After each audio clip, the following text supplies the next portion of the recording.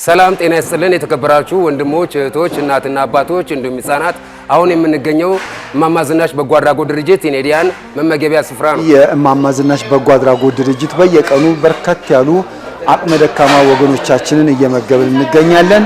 እናንተም ደግሞ ነዳያን መመገብ የምትፈልጉ ሰዎች በነፍስ ይማር ስም መንፈሳዊ በዓላት ስታከብሩ እንደዚሁም ደግሞ ከአደጋ የተረፋችሁበት ቀን በፈለጋችሁት ቀንና ጊዜ በየቀኑ ነው የነዳያን ምገባ ያለው።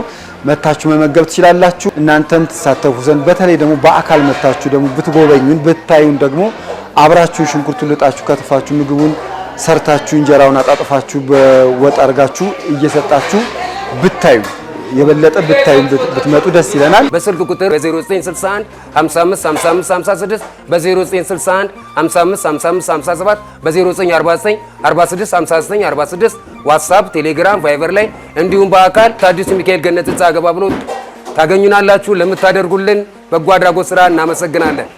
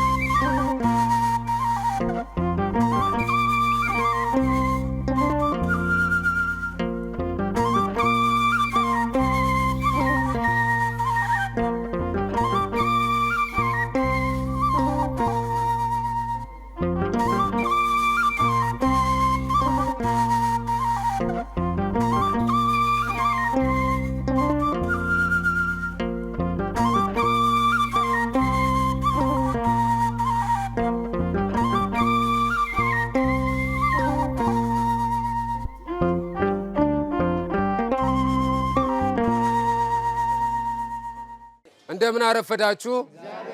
አሜን። የእግዚአብሔር ስም የተመሰገነ ይሁን። የዛሬ ምገባ ፀሐይና ጓደኞቿ ከአውስትራሊያ ለአምስተኛ ጊዜ እየመገቡልን ነው የሚገኙት።